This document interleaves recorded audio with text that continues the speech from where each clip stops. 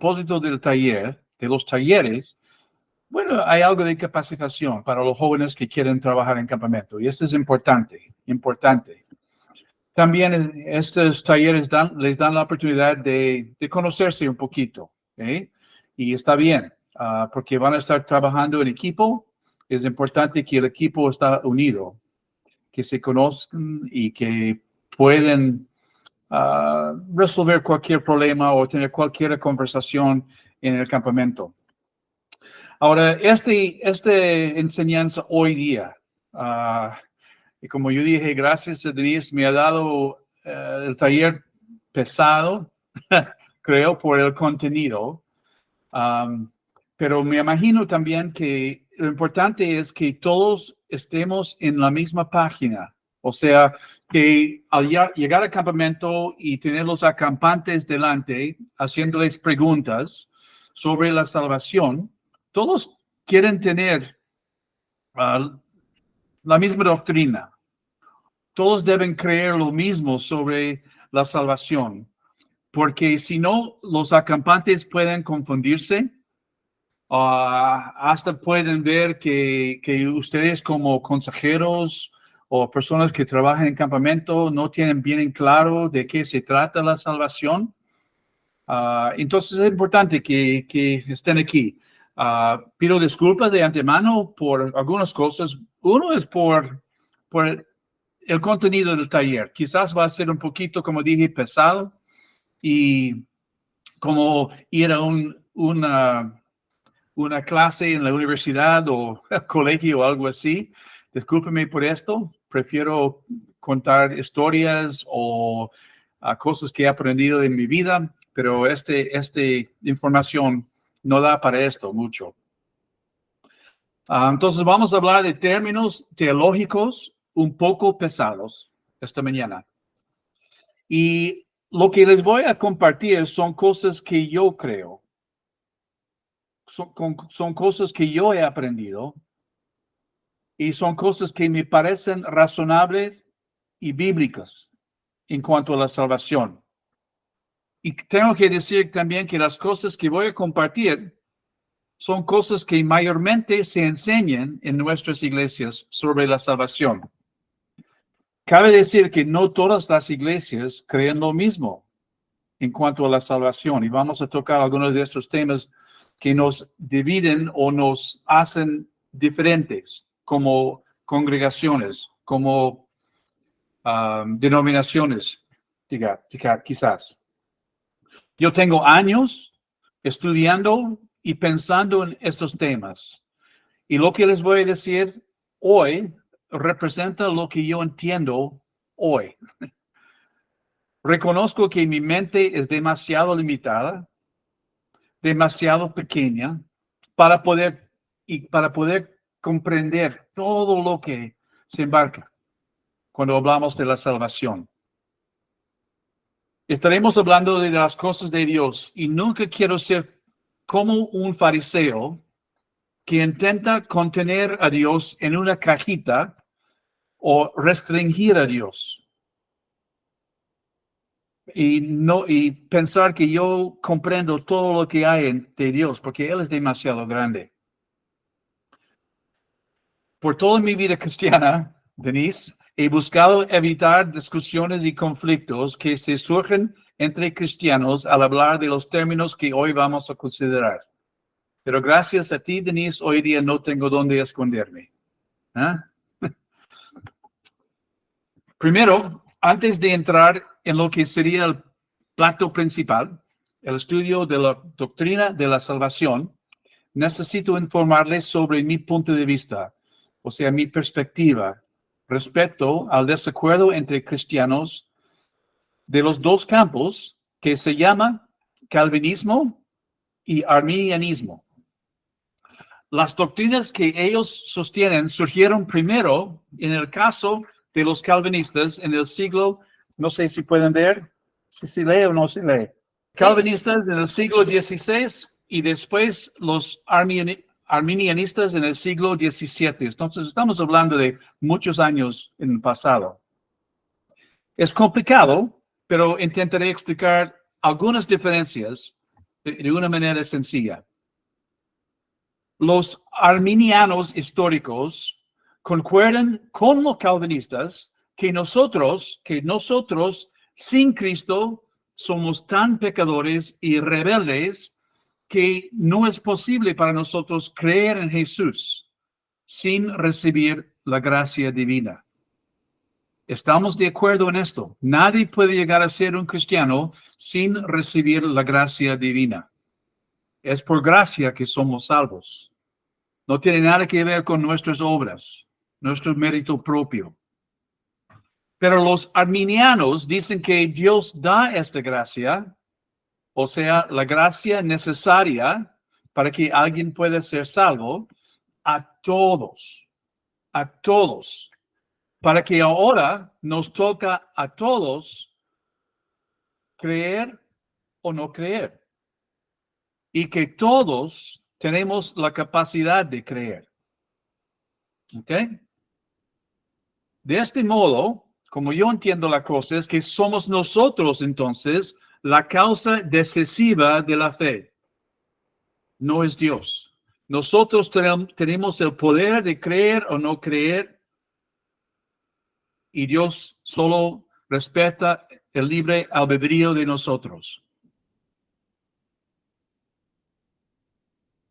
Quiere decir que Dios nos demuestra su gracia para comenzar y hasta nos coloca en una posición en la que podemos creer y ser salvos, pero de ahí nos toca a nosotros. O podemos decir que Él nos lleva a la puerta y hasta abre la puerta, pero a nosotros nos toca tomar la decisión de entrar, a nosotros, independiente de Dios. Los calvinistas, por otra parte, dicen que el nuevo nacimiento es una obra de la renovación de Dios en nuestros corazones. Y esta renovación nos impulsa, nos motiva, casi nos lleva a entrar en la puerta. O sea, es obra de Dios la salvación desde el principio y hasta el fin. Los calvinistas creen que la gracia de Dios no solo hace posible que el hombre tenga fe, sino que Dios vence decisivamente todos los obstáculos y hace a Cristo tan convincente y tan hermoso, de modo que el corazón se mueve por sí mismo a abrazar a Cristo libremente. Con nuestra ilustración, entonces, es como Dios nos coge de la mano, nos conduce a la puerta y nos lleva adentro de la puerta. Es un metáforo quizás sencillo, como todo metáforo no encapsula todo lo que, no captura todo lo que hay en esta enseñanza. Ahora, ¿cuál de los dos, la gracia de Dios nos lleva a la puerta, pero nosotros tomamos la decisión de entrar, o la gracia de Dios nos lleva a la puerta y también nos conduce adentro? ¿Cuál de los dos convence más? Bueno, según el último estudio en los Estados Unidos, están casi iguales en cuanto al número de congregaciones que se identifican con uno de los dos. Lo que quiero decir es que una persona puede seguir a Cristo y ser calvinista o arminianista. Uno hace hincapié más en la soberanía de Dios y el otro en la voluntad del ser humano. La relación histórica entre ambos ha sido intensa. Incluso en siglos pasados, estos dos grupos se han matado entre sí, o sea, cristiano matando a cristiano. En realidad, las discusiones y división deben desaparecer. Pero dudo lo que vaya a hacer, porque ambos encuentran apoyo bíblico para su posición. Ahora, ¿me escucharon bien? Ambos encuentran apoyo bíblico para su posición. No voy a entrar en los detalles, pero hay una doctrina quizás de los arminianistas que más me preocupa que cualquier otra disciplina. Y esta es la idea de que alguien puede ser salvo por su propia decisión, pero también por su propia decisión y rebelión o descuido, uno puede perder su salvación también. Otros cristianos enseñan que Dios no permitirá que ninguna de sus ovejas se perderán. Esto se llama calvinismo. Arminianistas creen que uno puede perder su salvación por descuido o desobediencia o rebelión. En este caso, yo voy con lo que más me parece correcto, es el calvinismo.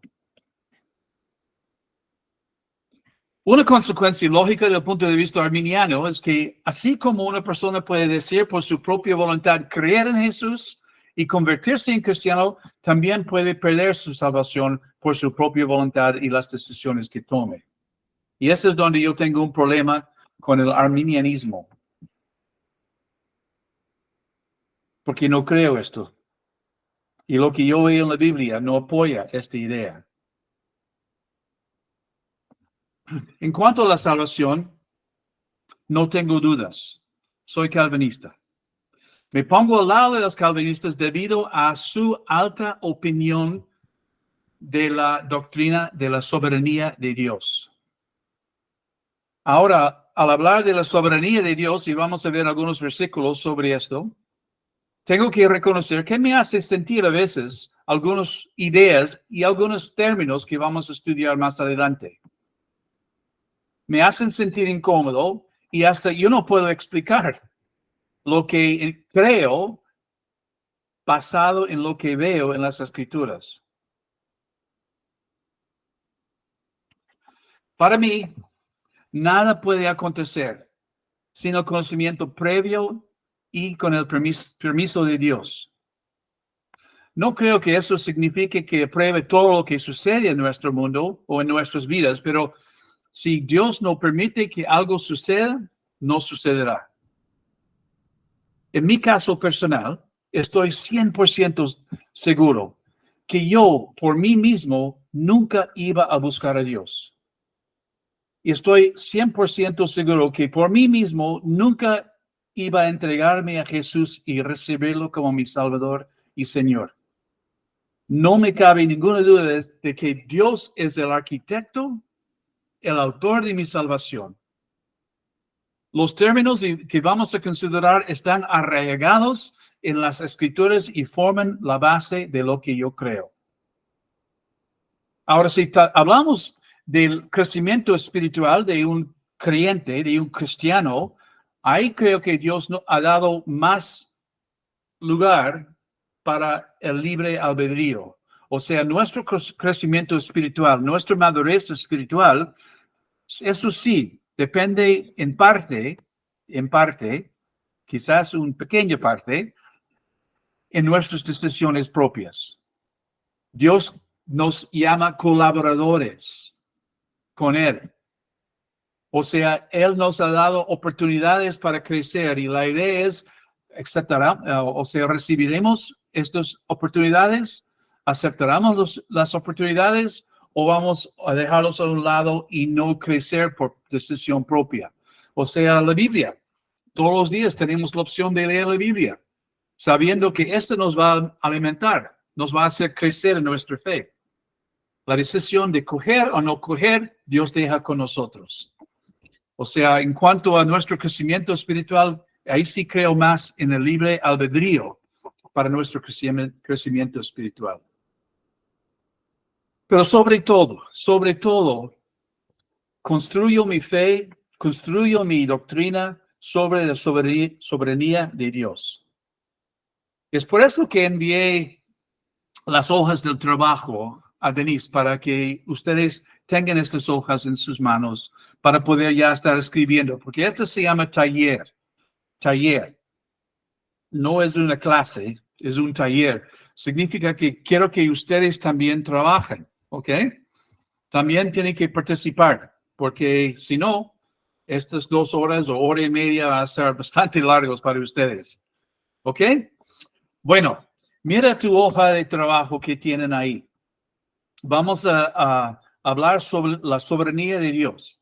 Ahora, la soberanía de Dios, como dije, para mí forma la base para mis ideas, para lo que enseña la Biblia sobre la salvación. ¿Ok? Vamos a ver lo que dice la Biblia. Isaías capítulo 40, versículos 10 al 18. Quiero que nosotros escuchemos las palabras de la Biblia y que nos ayuden estas palabras a abrir nuestras mentes a entender cuán grande es nuestro Dios y cuán importante y cuán necesario es su obra en nuestras vidas si nosotros o si alguien llegará a ser un cristiano. ¿Ok? Isaías 40, 10 al 18. Yo estoy leyendo de la nueva versión internacional. Miren, el Señor omnipotente llega con poder y con su brazo gobierna, su galardón lo acompaña, su recompensa lo precede, como un pastor que cuida su rebaño, recoge los corderos en sus brazos y los lleva junto a su pecho y guía con cuidado a los recién paridas. Ahora vamos con la grandeza de nuestro Dios.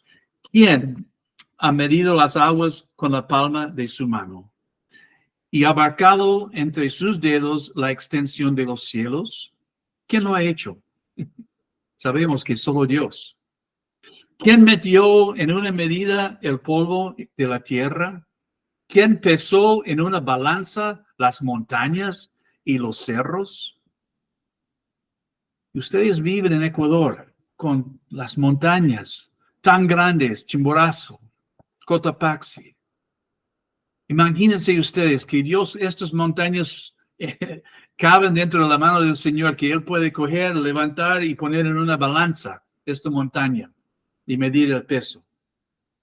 ¿Quién puede medir el alcance del Espíritu del Señor? ¿O quién puede servirle de consejero? O sea, ¿cuál de nosotros podemos dar consejo a Dios? ¿Cuál de nosotros sabe hasta dónde llega su poder y su presencia? ¿Y dónde termina nuestro Dios? ¿A quién consultó el Señor para ilustrarse? ¿Y quién le enseñó el camino de la justicia? ¿Quién le impartió conocimiento o le hizo conocer la senda de la inteligencia? A los ojos de Dios, las naciones son como una gota de agua en un balde, como una brizna de polvo en una balanza. El Señor pesa las islas como si fueran polvo fino. El Líbano no alcanza para el fuego de su altar, ni todos sus animales para los holocaustos. Todas las naciones no son nada en su presencia. No tienen para él valor alguno. O sea, este pasaje bíblico nos habla de la grandeza de nuestro Dios. Me acuerdo una vez, yo estaba buscando a Dios y llegué a este pasaje bíblico. Y este pasaje bíblico me hizo sentir tan pequeño comparado con Dios. Dios abrió mis ojos para comenzar ya a entender su omnipotencia, su omnisciencia, su omnipresencia. Dios es mucho más grande que nosotros podemos imaginar. No lo podemos imaginar. Es muy grande. Y los versículos que siguen en la lista que les dije son versículos que les ayudarán a comprender más sobre la grandeza de nuestro Dios. Ahora, vamos a leer. ¿Podría alguien buscar en su Biblia Salmo 115, por favor? Salmo 115, versículo 3. Y otra persona buscar Isaías 46, 9 y 10.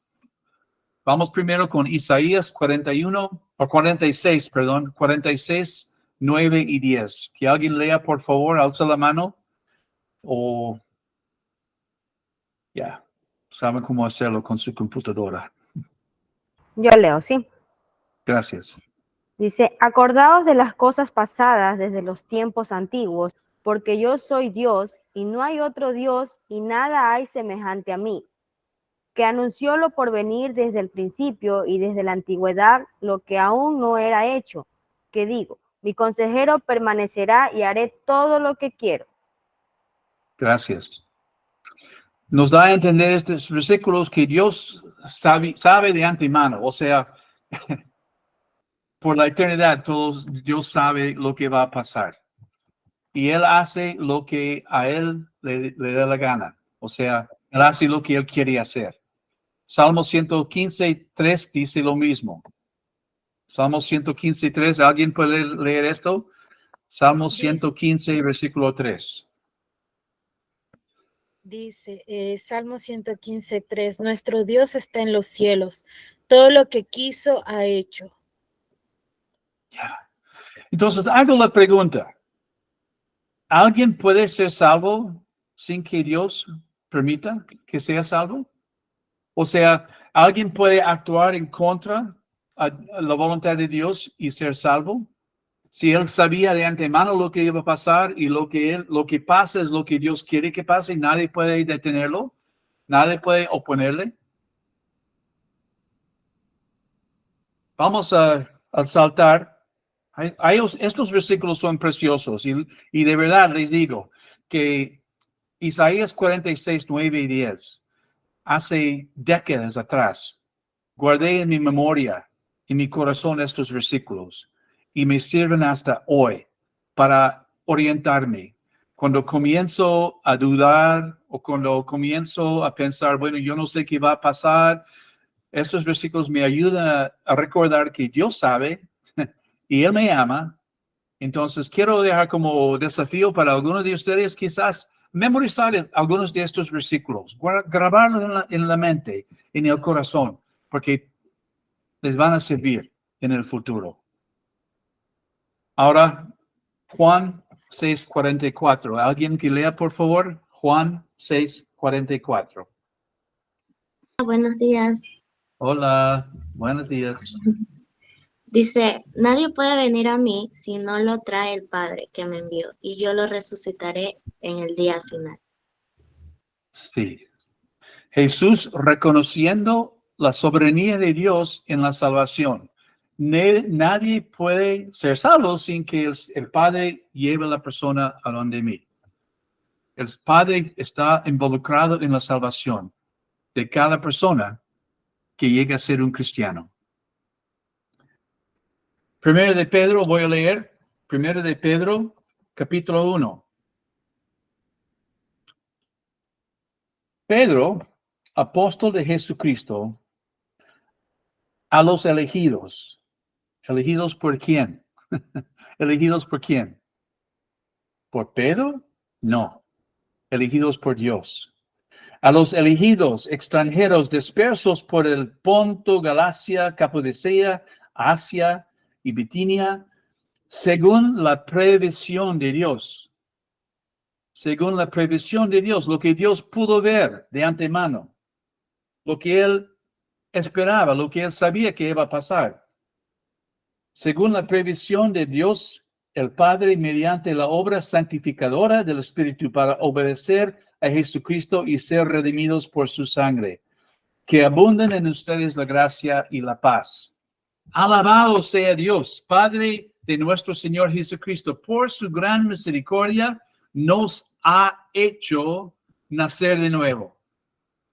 Nos ha hecho nacer de nuevo mediante la resurrección de Jesucristo para que tengamos una esperanza viva y recibamos una herencia indestructible, incontaminada y inmarchitable. Tal herencia está reservada en el cielo para ustedes, a quienes el poder de Dios protege mediante la fe hasta que llegue la salvación que se ha de revelar en los últimos tiempos. O sea, Dios está presente, Dios está guiando, Dios está moldeando, está planificando toda nuestra salvación desde el principio hasta que lleguemos al cielo, hasta la eternidad. Dios tiene sus manos puestas en toda parte del proceso. ¿Sí me explico? Y hay muchos versículos en la Biblia que habla de la soberanía de Dios en nuestra salvación. Hay cualquier cantidad de otros versículos que hablan de la grandeza inmensa, poder total e insondable profundidad de la sabiduría de Dios en nuestras Biblias. Como yo dije hace años atrás, yo guardé algunos de esos versículos en mi mente para enfrentar momentos en la vida cuando Satanás quiso debilitar mi fe con dudas y me han servido bien. Pero ¿qué implica la soberanía de Dios cuando se trata de la salvación de nuestras almas? ¿Qué implica la soberanía de Dios cuando se trata de la salvación de nuestras almas? Ahí creo que están en las hojas de ustedes. Primero, no hay lugar para el orgullo. Tú y yo no tenemos nada que ver con nuestra salvación. Es obra de Dios. Yo no he ganado, no merezco nada. Dios es el autor de nuestra salvación. Nos escogió, nos dio gracia para abrir nuestras mentes y corazones, nos dio la fe, vamos a ver todo esto, y nos hizo nacer de nuevo. Solo recibimos su gracia. Segunda cosa que implica para nosotros, seguridad y confianza. Seguridad y confianza. La salvación depende de la fidelidad de Dios, no de nuestra fidelidad. ¿Sí me explico? Podemos confiar, podemos estar seguros en nuestra salvación porque no depende de nuestra fidelidad a Dios, sino a la fidelidad de Dios hacia nosotros. Y Dios es fiel. Y Dios nos ha hecho promesas, muchas promesas, que nos va a guardar y cuidar y llevar hasta la eternidad. Esto me da seguridad. Yo puedo fallar a Dios, yo puedo pecar, yo puedo cometer errores, yo puedo hasta renegar. Pero si soy hijo de Dios, al final Dios me va a perdonar y rescatar y llevar al cielo. Ahora entiendo que tienen muchas preguntas y yo también tengo muchas preguntas. Pero esto es lo que dice la Biblia. Esto es lo que dice la Biblia. Que mi salvación no depende de Timoteo, de mi poder y fuerza, de mi fidelidad para llevar mi salvación al fin, sino de Dios. Y me ocurre buscar otro versículo en Judas 24, creo es.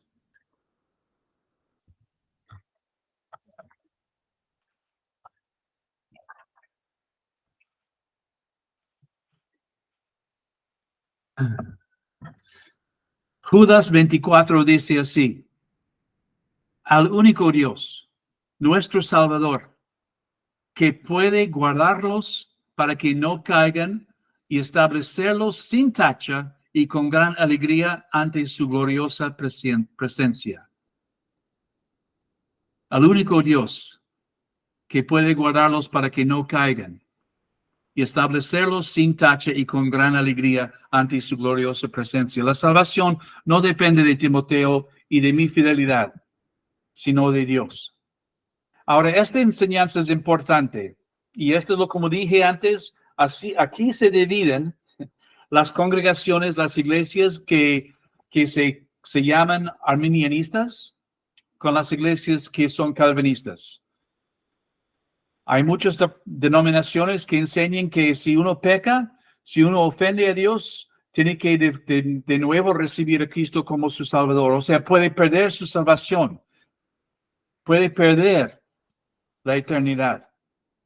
Nuestra iglesia no enseña así. Y es importante que todos estemos en la misma página para que, otra vez, si estás en campamento y un joven te dice, bueno, ¿qué dicen ustedes? ¿Puedo perder mi salvación? Y uno que no tiene bien claro esa doctrina dice, bueno, creo que sí.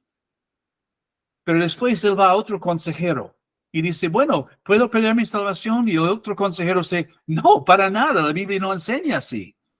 Esto solo sirve para confundir a los acampantes. ¿Ok? Entonces, es importante, por lo menos si van a representar el campamento, el faro de esperanza tiene una doctrina, y la doctrina es de calvinista, más o menos. ¿Sí? Entonces, es importante representar la doctrina del campamento donde están trabajando ustedes. Y me han invitado, supongo, porque sabiendo lo que yo creo, iba a hablar de lo que yo creo. Y como dije, en cuanto a la salvación, yo soy calvinista. Dios es responsable como el arquitecto y el autor de mi salvación. Y mi salvación, gloria a Él y gracias a Él, Él me tiene guardado mi salvación para la eternidad. Ok. Bueno. Vamos a avanzar. Ok. Ustedes tienen sus hojas. Denise, me tienes que decir si necesitan descansar un poquito. Ya tenemos casi 50 minutos aquí.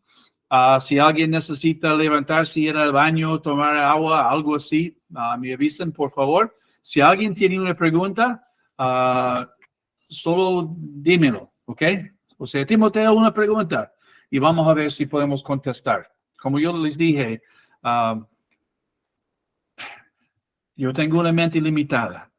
Quizás voy a decir, bueno, es como yo puedo responder a la pregunta, pero no voy a decir que tengo toda la verdad. Yo no soy un fariseo que pretende saber todo, ¿ok? Bueno, vamos a las hojas. Hasta ahora, ¿hay alguien que tiene una pregunta? ¿Ustedes han escuchado que se puede perder la salvación? ¿Alguien?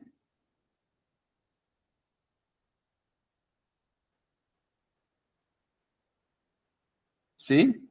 Y tengo un dedo pulgado para arriba. ¿Esto significa que sí han escuchado o están bien que no tienen preguntas? Ok. Si no hay preguntas, vamos adelante. Tenemos la hoja que les envié sobre la salvación, la hoja del trabajo. Hemos visto algunos de el apoyo bíblico para un Dios soberano. Hemos visto qué implica la soberanía. Quizás salté algunas cositas ahí. Vamos a ver. ¿Qué implica? Vamos a volver atrás un poquito porque no hablé de algunas otras cosas. ¿Qué implica la soberanía de Dios en cuanto a nuestra salvación? Seguridad y confianza, dejamos este punto. Después viene motivación. Motivación para buscar la santidad. Si yo creo en un Dios soberano, si yo creo que ese Dios soberano me ha dado la salvación, ahí siento motivación. No para ganar mi propia salvación, porque Dios ya me lo compró en Cristo Jesús, pero estoy ya motivado para agradecerlo, para demostrar mi agradecimiento a Él, para decirle gracias, Señor, por tu gracia en mi vida. Gracias por fijarte en mí. Gracias por darme una nueva vida. Gracias por darme esperanza en esta vida y para la eternidad. Y me motiva a agradarle a nuestro Dios soberano. Entonces, para mí implica una vida más santa, una búsqueda de la santidad en mi vida. ¿Y qué implica la soberanía de Dios? Que no hay lugar tampoco para apatía o indiferencia. Porque Dios nos salvó, como dice Efesios capítulo 2, con un propósito, para hacer buenas obras, para que la gente glorifique a Cristo, para que la gente conozca a Cristo como su Salvador. Dios nos llama colaboradores. Entonces, saber que el Señor es soberano, que Él es la razón por la cual yo soy salvo, me motiva más a servirle con ganas, con ganas. La última cosa que implica la soberanía de Dios en la salvación es el valor imprescindible de la oración.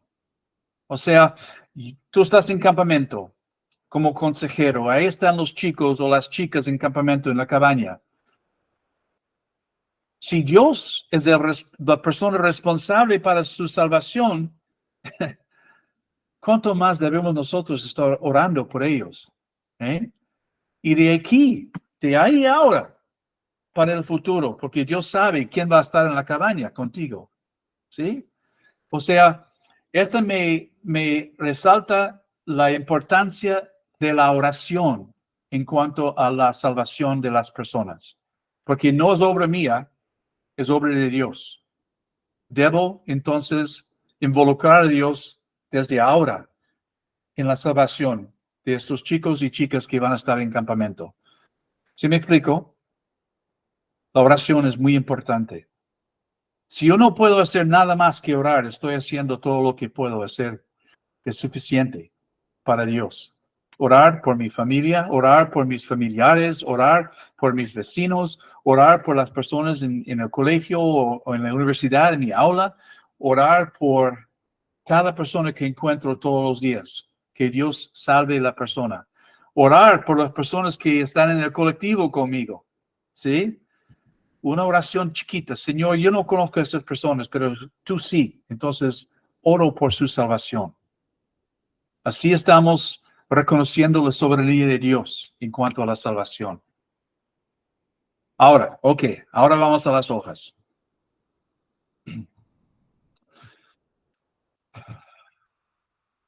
Estos son los términos que vamos a explorar.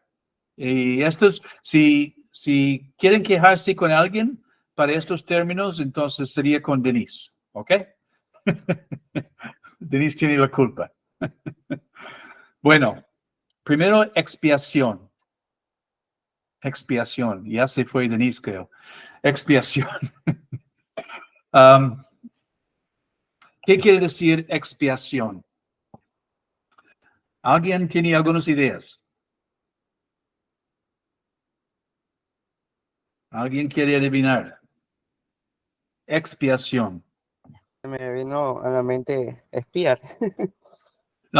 Sí, espiar, sí, es cierto. Son bien parecidas las palabras, pero no es. Expiar, gracias Orlando. Expiar quiere decir, tengo una lista de palabras que entran aquí, ¿ok? Expiar quiere decir purificarse, redimir, borrar las culpas, purgar, pagar. Estoy hablando rápido aquí. La expiación tiene que ver con quitar algo, sacar algo, quitar algo de nosotros. En este caso, cuando se trata de la salvación, quiere decir quitar los pecados nuestros. ¿Ok? Purificándonos, redimiéndonos, reparando nuestras almas, reparando todo, cancelando la deuda que teníamos, despojándonos de los pecados, sacando, apartándonos del pecado, separándonos. Todo esto tiene que ver con la expiación. Es algo que Cristo hace o hizo por nosotros en la cruz y al resucitar de la muerte. Cristo es responsable para la expiación de nuestros pecados. Vamos a leer algunos versículos bíblicos que apoyan esta idea. ¿Ok? Isaías 53, 4 y 5. ¿Podría alguien, por favor, leer Isaías 53, 4 y 5? Lee cuando encuentres el versículo, por favor. Dice así, ¿sí me escuchan algunos? Sí, bien, gracias. El versículo 4 dice, verdaderamente Él soportó todos nuestros sufrimientos y cargó con nuestros dolores. Aunque nosotros Pensamos que Dios lo había castigado, golpeado y afligido. En realidad, Él fue traspasado debido a nuestra rebeldía. Fue magullado por las maldades que nosotros hicimos. El castigo que Él recibió hizo posible que nuestro bienestar. Sus heridas nos hicieron sanar a nosotros. Sí. Sus heridas nos hicieron sanar a nosotros. Quiere decir que el castigo que merecíamos, Cristo quitó esto, pagó por nosotros, nos redimió, quitó el castigo que a nosotros nos correspondía. ¿Ok? Ahora Dios nos da una imagen de esto en el libro de Levítico, capítulo 16 del Antiguo Testamento, cuando Él establece una ceremonia religiosa para su pueblo Israel. ¿Ustedes se acuerdan de este capítulo donde Dios dice que hay que identificar 2 machos cabrillos? ¿Ya? O corderos, pueden ser corderos también. Uno de estos machos cabríos es sacrificado por el sacerdote, demostrando que el sacrificio del pecado, alguien tiene que morir, sangre tiene que derramarse. El otro macho cabrío, ¿qué pasa con esto? El sacerdote pone sus manos sobre la cabeza del macho cabrío y simbólicamente pasa todos los pecados del pueblo de Israel sobre este macho cabrío, que después está llevado muy, muy lejos al desierto, lejos del pueblo de Dios. O sea, estos 2 machos cabríos representan o simbolizan esta expiación. El sacrificio para el pecado, y el pecado está llevado muy lejos de nosotros. Este es lo que se quiere decir cuando se usa la palabra expiación. Un sacrificio por el pecado y las consecuencias, los resultados del pecado están llevados muy lejos de nosotros. Ya no están parte de nuestras vidas, están lejos. El problema con los judíos para el pueblo de Dios Israel es que esta ceremonia se repitió todos los años. ¿Ok? Pero el libro de Hebreos nos enseña que Cristo hizo todo por todos una sola vez. Ya no tiene que repetirse. Porque Cristo es el macho cabrío que no solo murió por los pecados, pero también llevó los pecados lejos de nosotros, como del este a oeste, tan lejos. En la profundidad del mar, dice los salmos, están ya escondidos nuestros pecados, tan lejos de nosotros. Nosotros merecíamos la muerte, la condenación y el juicio de Dios. Y el castigo justo cayó sobre Jesús cuando Él murió en la cruz.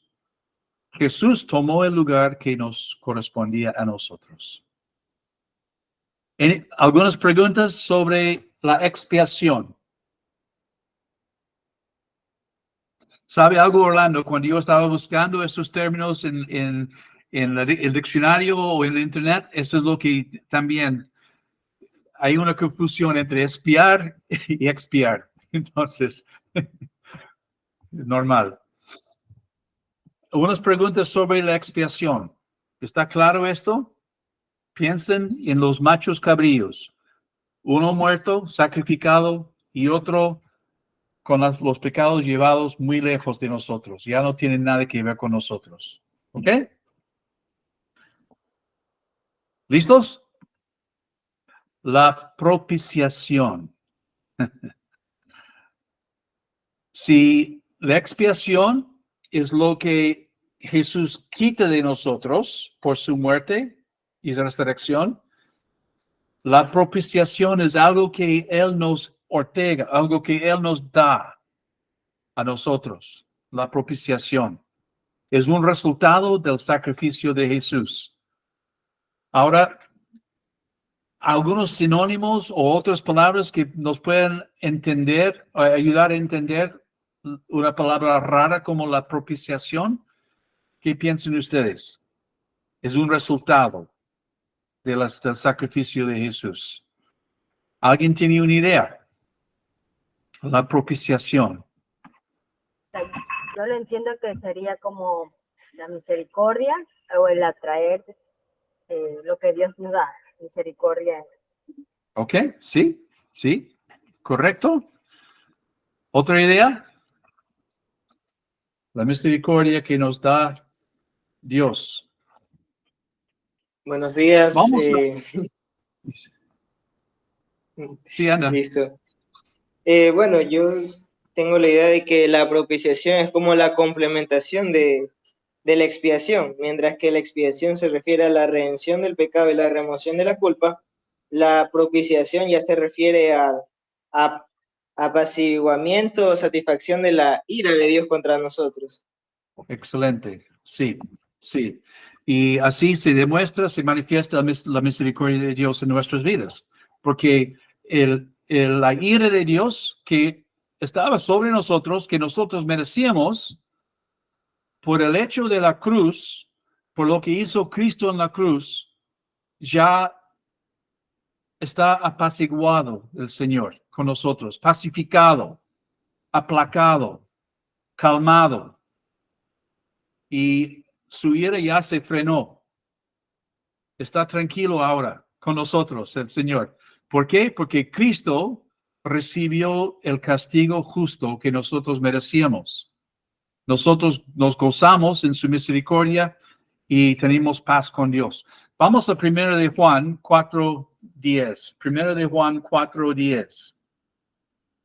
Ya está hablando de la propiciación. Ahora, esta palabra depende de la versión que uno lee en la Biblia, aparece o no aparece, ¿ok? Pero la idea de la propiciación es lo que estamos estudiando. Y 1 de Juan 4:10, ¿podría alguien leer, por favor? Primera de Juan 4:10 menciona, en esto consiste el amor, no en que nosotros hayamos amado a Dios, sino en que Él nos amó y envió a su Hijo para que fuera ofrecido como sacrificio por el perdón de nuestros pecados. Sí. Entonces, el sacrificio de Cristo nos trae el perdón de nuestros pecados. O sea, Dios ya está pacificado, está tranquilo con nosotros porque Cristo murió en nuestro lugar.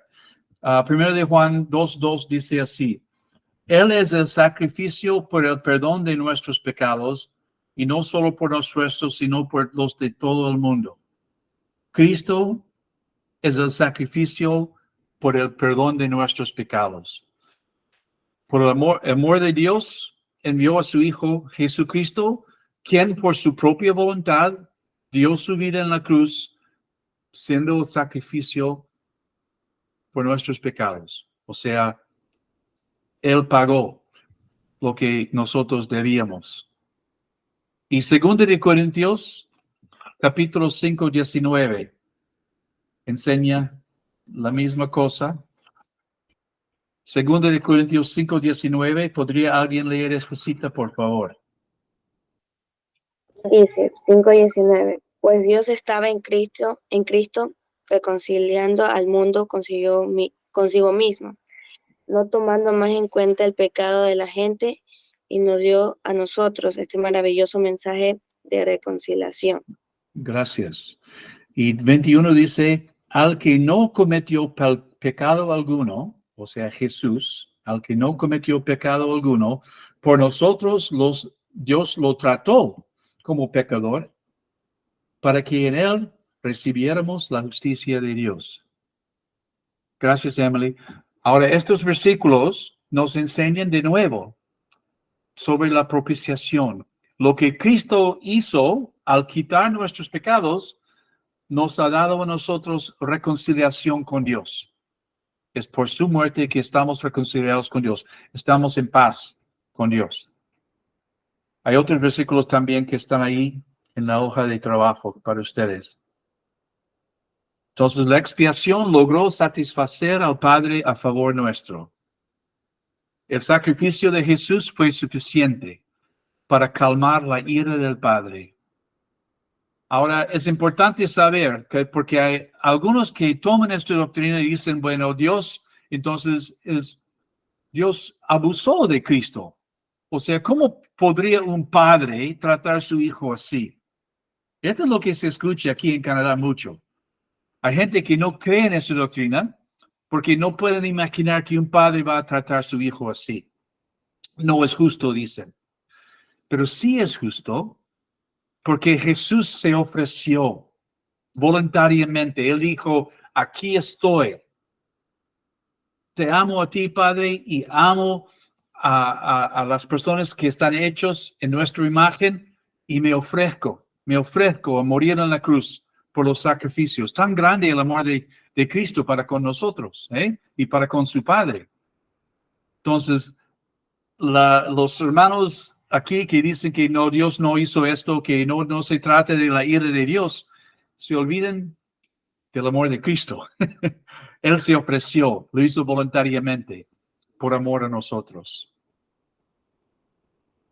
Entonces el Padre justo y santo quedó satisfecho con el sacrificio una vez para todos. Nosotros somos los beneficiarios. Esta es la propiciación.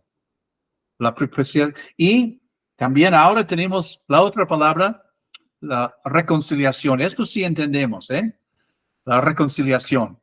Si alguien ha tenido un problema con sus padres, sabe de la reconciliación.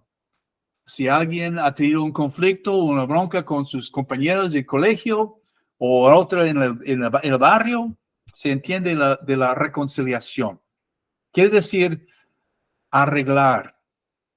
Quiere decir, implica perdonar. Quiere decir unir algo que ya estaba dividido. ¿Ok? Restaurar una amistad que existía antes y resolver un conflicto entre dos partes. Cristo nos reconcilió a Dios, a su Padre, al morir en la cruz. Es otra consecuencia de su expiación. Expiación. ¿Ok? Hay algunos versículos ahí que también explican cómo funciona esto. Hemos leído uno en 2 de Corintios, pero vamos al Colosenses capítulo 1, por favor. Colosenses capítulo 1.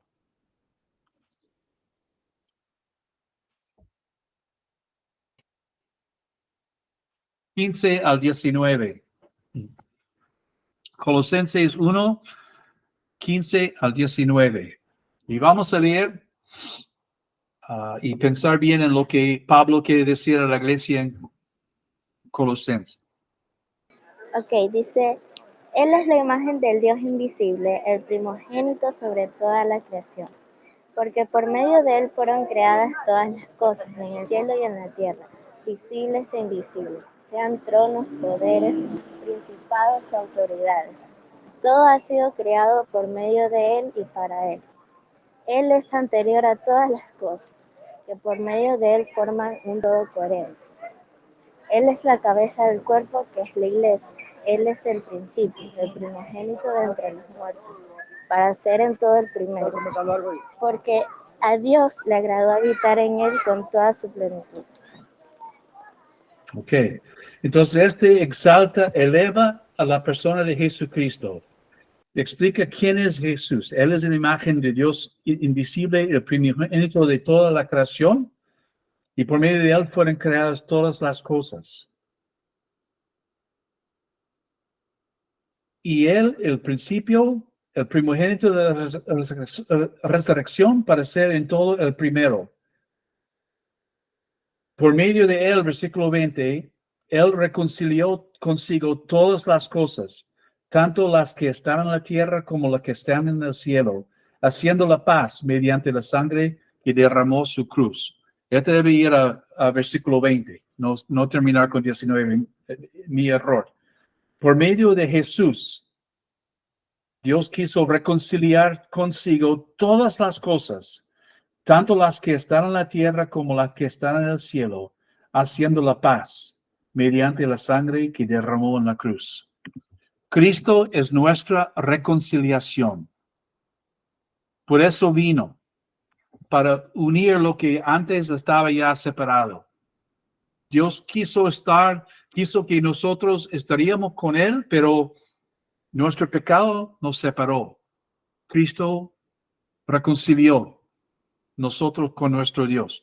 Y Romanos capítulo 5, debemos leer Romanos capítulo 5, 8 al 11. Romanos 5, 8 al 11.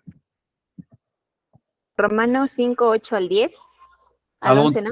Ya. Dice, mas Dios muestra su amor para con nosotros en que siendo aún pecadores, Cristo murió por nosotros. Pues mucho más, estando ya justificados en su sangre, por él seremos salvos de la ira. Porque si siendo enemigos fuimos reconciliados con Dios por la muerte de su Hijo, mucho más, estando reconciliados, seremos salvos por su vida. Y no solo esto, sino que también nos gloriamos en Dios por el Señor nuestro Jesucristo, por el Señor nuestro Jesucristo, por quien hemos recibido ahora la reconciliación. Excelente. Gracias a Pablo por Romanos 5, 8 al 11. Qué linda la cita bíblica, de verdad. Estamos reconciliados con Dios por la muerte de su Hijo, por su sangre. Antes, y es increíble esto, antes éramos enemigos de Dios. Como dice, antes éramos enemigos de Dios. Ahora somos familia. Somos su familia. Antes pertenecíamos al reino de la oscuridad. Ahora somos de la luz. Antes vivíamos bajo el justo juicio de Dios. Y ahora vivimos bajo su gracia. O sea, ¿no es maravillosa la salvación de Dios que Él nos ofrece? ¿No es grande su misericordia para con nosotros? ¿No deben motivarnos a alabarlo, agradecerle y también a servirle? Por supuesto que sí. La expiación, la propiciación y la reconciliación somos los regalos que Dios nos ha dado a nosotros por la muerte de su Hijo Jesucristo. ¿Ok? Y ahora estamos entrando en la última parte, la elección. ¿Cómo llegamos a la salvación? ¿Ok? Aquí es lo que yo creo, basado en las escrituras, algunas de las escrituras que ya hemos leído y otras también que están en la lista ahí. Dios escoge, Dios elige quienes serán salvos. A mí me encanta esta doctrina, no tanto. A mí entiendo todo lo que esto quiere decir, tampoco, no entiendo. Pero yo sí creo en un Dios soberano, un Dios sabio que sabe lo que hace. Y tengo que decir, bueno, Señor, yo no entiendo, yo no puedo comprender todo lo que tú haces y cómo lo haces, pero yo sí confío en ti. Pero la Biblia enseña que Dios escoge y Dios elige quienes serán salvos, según lo que yo veo en la Biblia. Y hay cualquier cantidad de versículos que apoyan esta creencia. Dios siempre ha escogido. Él escogió a Noé y su familia para ser salvo. Después escogió a Abraham y su familia para ser el pueblo de Dios. Jesús escogió a sus discípulos dejando afuera a otros. La Biblia enseña que Dios nos conoce desde antes de nuestro nacimiento y escoge de antemano quienes serán cristianos de su familia. Yo no entiendo todo. El por qué, no entiendo todo el cómo, pero igual a Pablo me refugio en dos cosas: la sabiduría de Dios y el amor de Dios. Ahora, el hecho de ser parte de los elegidos no es un motivo de orgullo o para que nos sentimos superiores. No merecemos nada. Nuestra elección debe despertar en nosotros un agradecimiento inmenso, una humildad impresionante y un corazón entregado al servicio de aquel que nos escogió. Servimos a Dios ahora, servimos a Dios en campamento, servimos a Dios en nuestra familia, servimos a Dios en nuestro barrio, no para que nos salve, sino porque nos salvó. Ahora, algunos versículos. Vamos a Mateo capítulo 11, por favor. Mateo capítulo 11.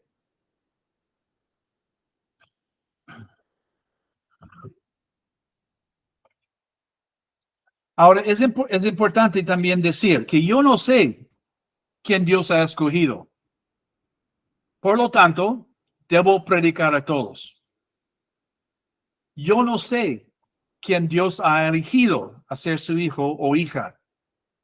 Entonces, tampoco debo juzgar a nadie, ¿sí? Pero sí debo estar presto ya para predicar a todos. Mateo 11, 27. ¿Podría alguien leer, por favor?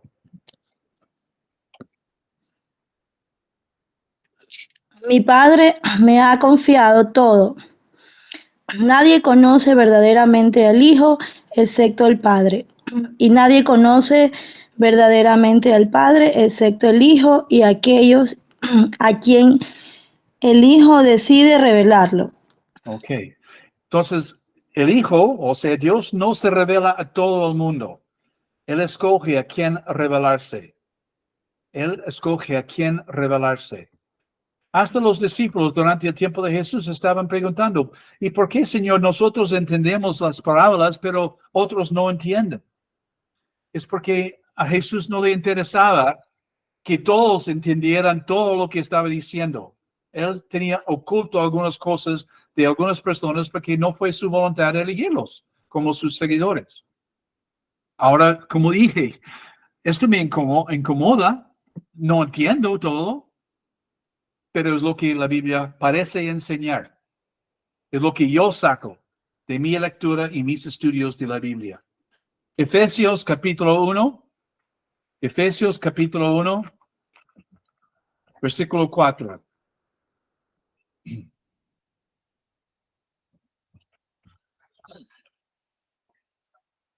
También otro versículo que apoya la idea de la elección de Dios. Efesios 1:4, ¿qué dice? ¿Alguien, por favor? Amén, amén. Yo. Sí. Desde antes de crear el mundo, Dios nos eligió por medio de Cristo, para que fuéramos solo de Él y viviéramos sin pecados. Sí. Y versículo 5 dice, nos predestinó para ser adoptados como hijos suyos. Parece claro, ¿no es cierto? Parece claro. Ahora, ninguno de nosotros vamos a poder entender todo lo que esto implica en nuestras vidas. Y vuelvo, repito, ninguno de nosotros podemos ver a una persona y decir con confianza, y no debemos decir nunca, esta persona ha sido elegido de Dios. No sabemos, solo Dios sabe. Es por eso que tratamos a todos por iguales. ¿Sí? Todos necesitan saber de Cristo. No todos van a recibir a Cristo, pero todos merecen la oportunidad de saber y conocer a Cristo. Y finalmente, vamos a volver a Romanos capítulo 8, versículos 29 al 30, y ustedes de verdad me están impresionando por su gana de leer la Biblia y ayudar con este taller. Romanos capítulo 8, 29 al 30, por favor, que alguien lea. Dice, porque a los que Dios conoció de antemano, también los predestinó a ser transformados según la imagen de su Hijo, para que Él sea el primogénito entre muchos hermanos. A los que predestinó también los llamó, y a los que llamó también los justificó, y a los que justificó también los glorificó.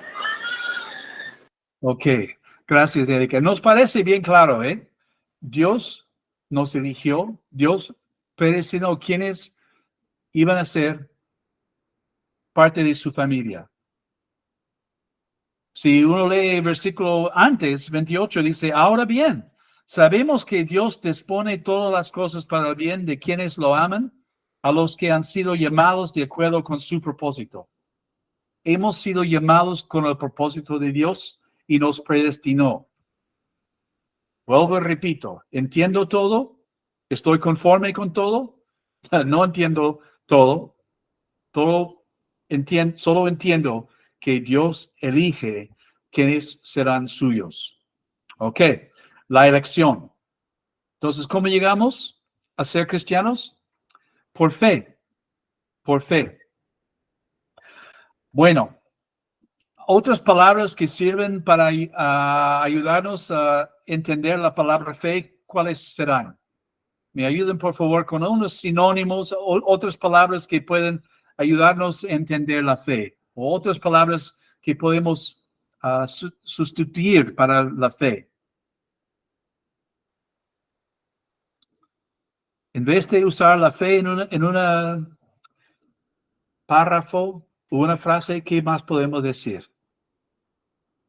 Creer. Creer. Confianza. Confianza, sí, excelente. Una más. Para mí también tiene que ver seguridad. Seguridad, ok. Certeza, seguridad, está bien.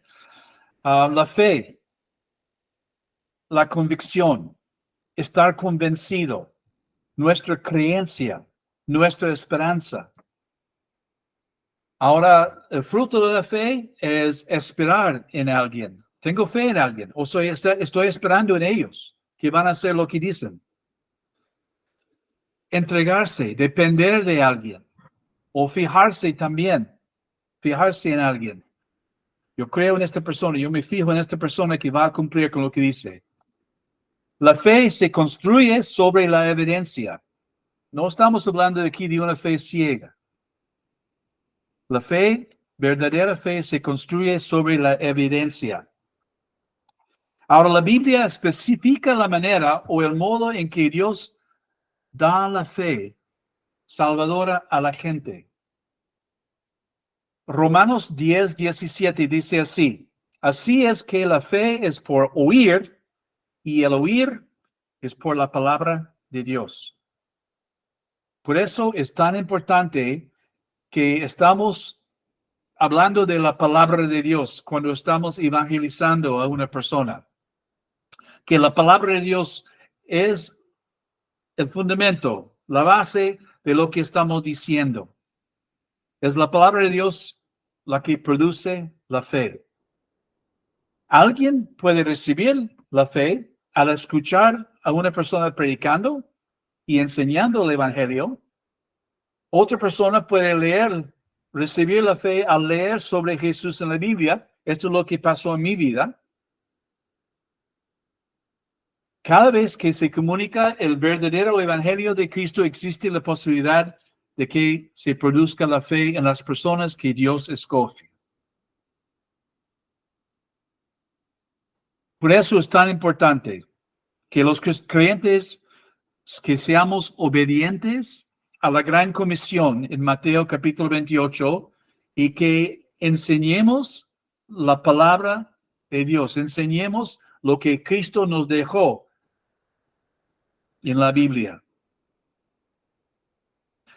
La fe es la certeza de lo que se espera, la convicción de lo que no se ve. Hebreos 11, versículo 1.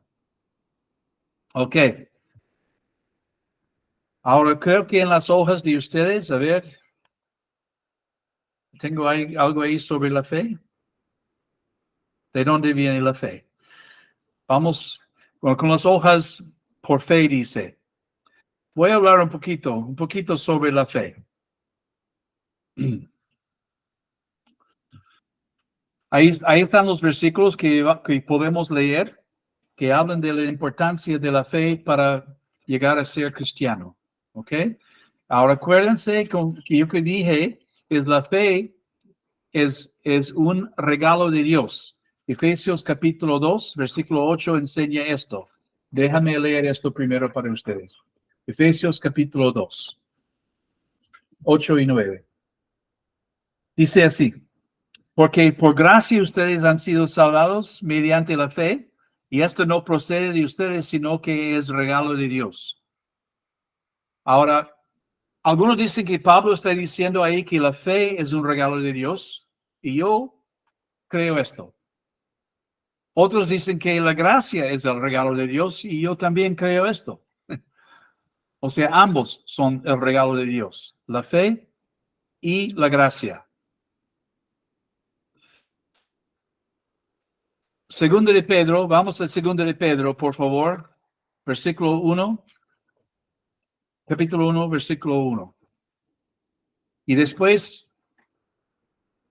que alguien me lea Filipenses 1:29. Segundo de Pedro 1:1.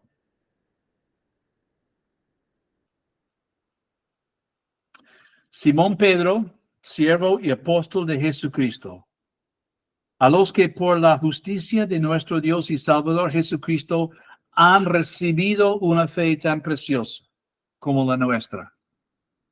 Este es otro versículo que apoya la idea que Dios regala la fe, porque estas personas que recibieron esta carta de parte de Pedro recibieron su fe. O sea, su fe fue dado a ellos de afuera, de Dios. La fe es un don que Dios nos da. Es un don para ser salvo, también es un don para poder servir al Señor y seguir en los caminos de Cristo. Es por eso que los discípulos también oraron para recibir más fe. En Lucas 17:5, ellos dijeron a Cristo, Jesús, Señor, aumenta nuestra fe. Si te hace falta fe, puedes estar pidiendo al Señor que te dé más fe. Es la lección que yo saco de esto. ¿Qué dice Filipenses 1:29, por favor? Filipenses 1:29, que alguien lea. Filipenses 1:29, porque a vosotros os es concedido a causa de Cristo no solo que creáis en Él, sino también que padezcáis por Él. Ok. Ahí Pablo está hablando a la iglesia de Filipenses que estaba pasando por pruebas por su fe, por seguir a Cristo Jesús. Y él dice aquí que no solo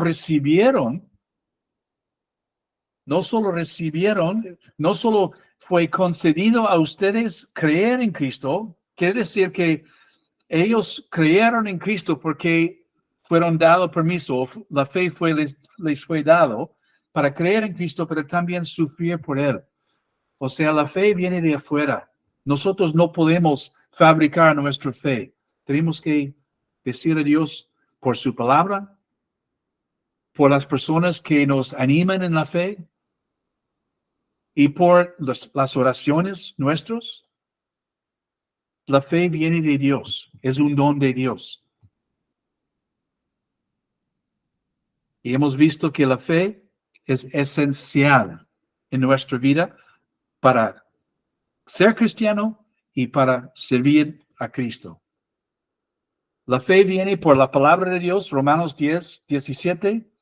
La fe viene por la oración que los discípulos hacen, aumentanos la fe, en Lucas 17. La fe viene por el Espíritu Santo en nuestras vidas, 1 Corintios 12:9. Y la fe viene por el ejemplo de otros.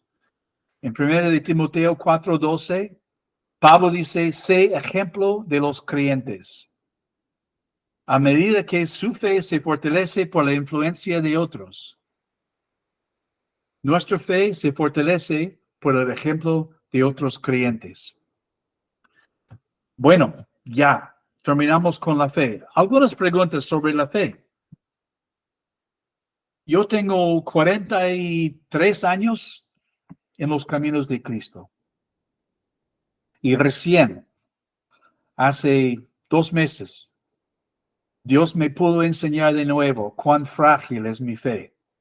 Nos cambiamos de casa, saliendo de Ontario para venir aquí a la costa oeste de Canadá. Y para mí fue una prueba de mi fe, porque me encontré muchas veces confiando en mi propia sabiduría, en mi propio esfuerzo,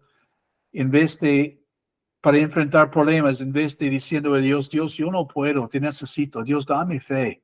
Yo quiero confiar en ti y no en Timoteo. O sea, con 43 años siguiendo a Cristo, aún me cuesta confiar en Cristo en cada momento y en cada circunstancia de mi vida. Entonces, la fe. Hay que reforzar nuestra fe. Hay que fortalecer nuestra fe en las maneras que les dije.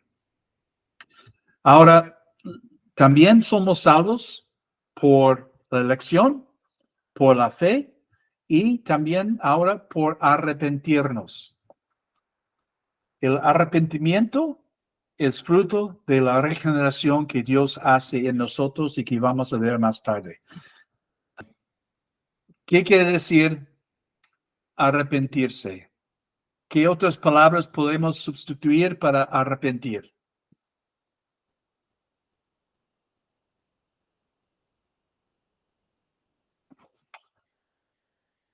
Cambiar.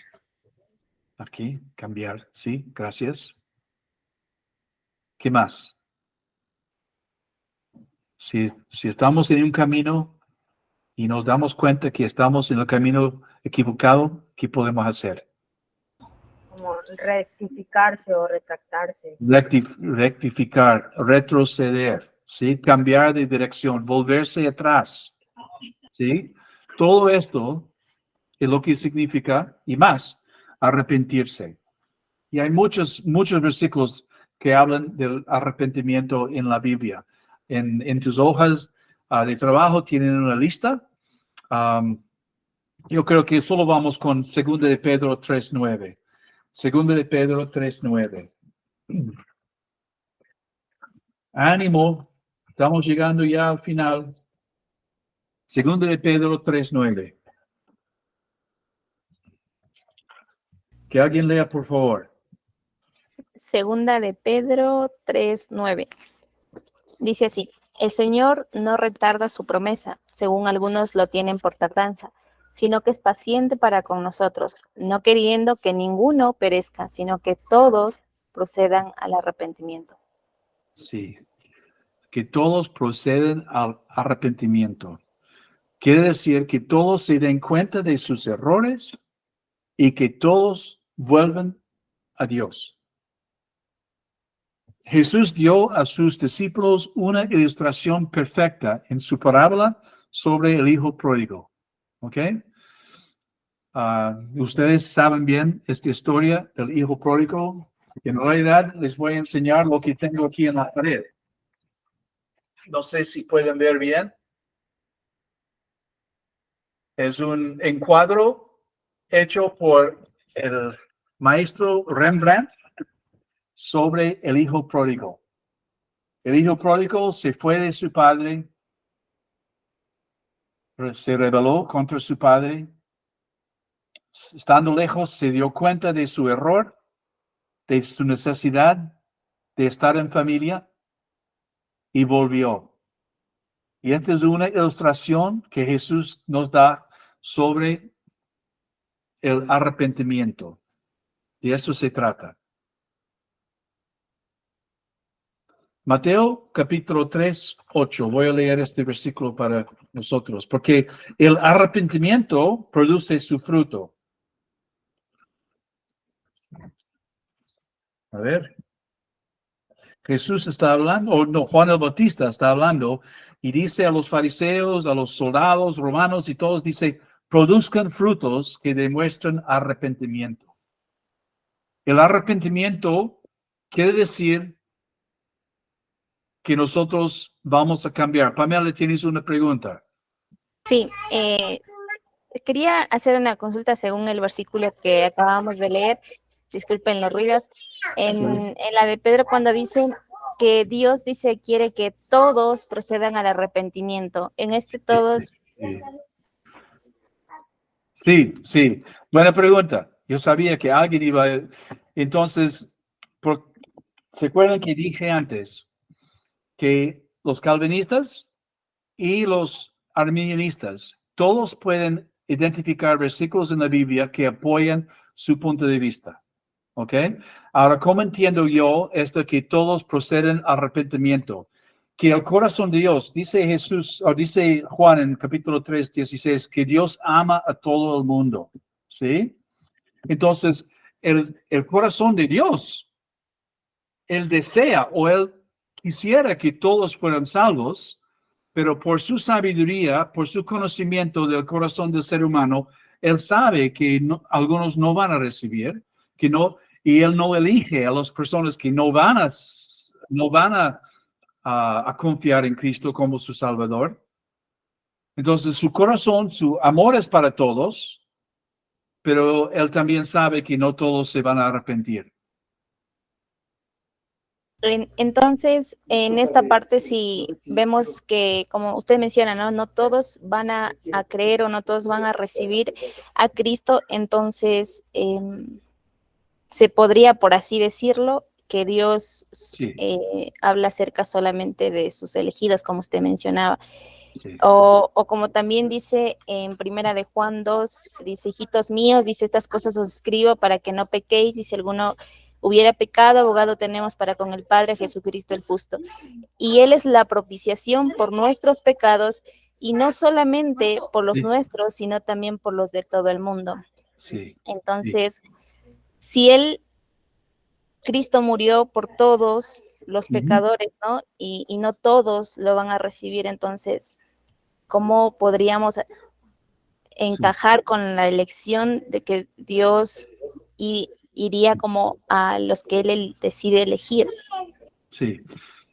Pamela, estás enchufada, estás viendo el punto de vista, estás identificando los versículos que incomodan a los calvinistas. Igual como hay otros versículos que incomodan a las arminianistas. O sea, por eso digo que hay cosas sobre la soberanía de Dios y su parte en nuestra salvación que me incomodan.